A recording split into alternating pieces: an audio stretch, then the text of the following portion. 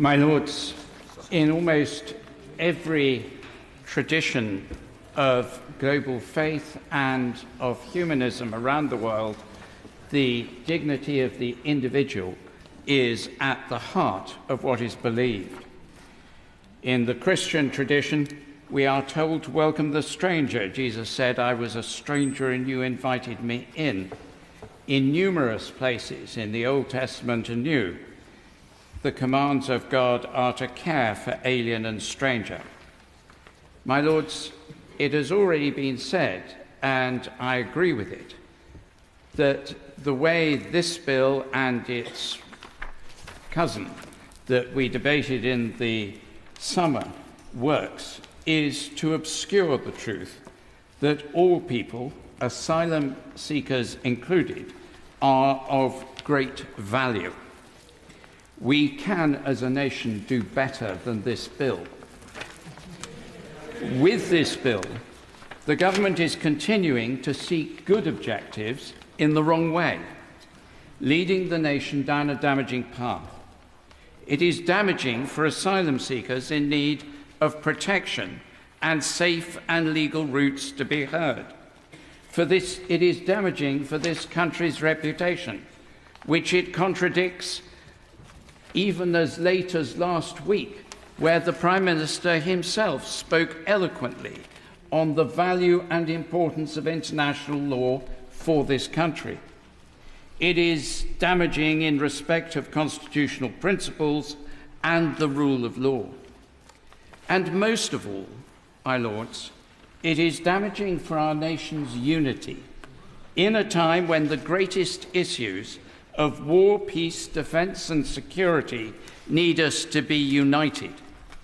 We are united on, I think, almost all benches in agreeing the boats must be stopped, and the government is to be congratulated that the number has come down, that the people smugglers who trade in human misery must be brought to justice.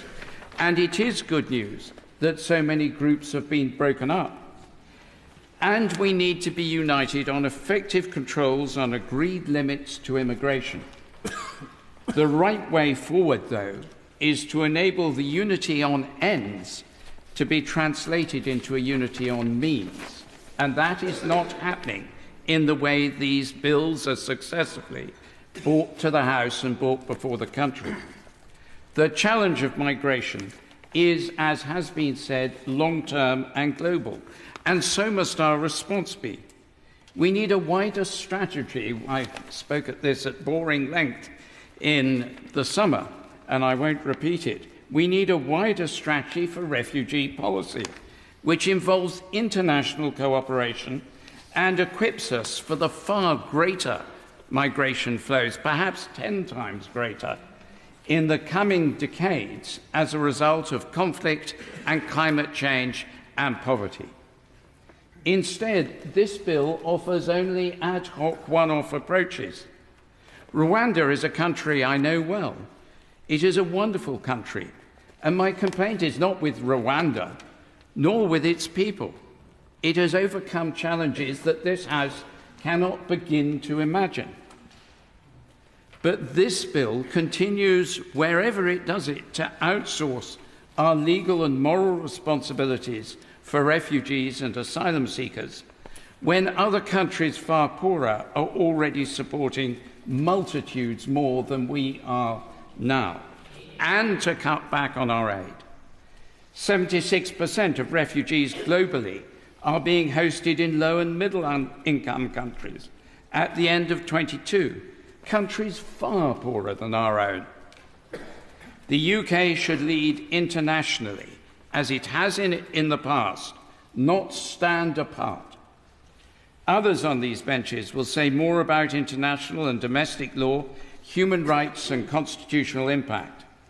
I will simply say that a pick-and-choose approach to international law undermines our global standing and offends against the principle of universality that is their increasingly threatened foundation. Finally, I and my colleagues on these benches take its revising role seriously. When we vote to seek to improve something. I will, sadly, not be voting with those who want to vote this bill down today, although I found Lord German's speech convincing and powerful. But I think we have to wait until third reading and have done our revising work. We have been criticised many times over many decades on these benches here by those thinking defence of the government of the day should be our highest virtue and aspiration. We were accused last week of voting against the government's whip. I'm sorry to say we don't take the government's whip. It may be worse news for this House to recognise that on those benches, on the Labour benches, it's not 95%, which is a false statistic, of times that there's been a vote against the government whip. It's been 100%. Maybe they should be criticised for that obnoxious behaviour. We serve on these benches as independent members. Last week, as recently as Thursday, we were discussing what had happened in a particular vote, and we saw that we'd cancelled each other out. Bishops often cancel each other out in every possible way. We vote because we feel that we value deeply the traditions of this country and this House and the truth we derive from the Bible and our service to Jesus Christ, our first priority. Slightly to misquote Luther, on that we stand, we can do no other.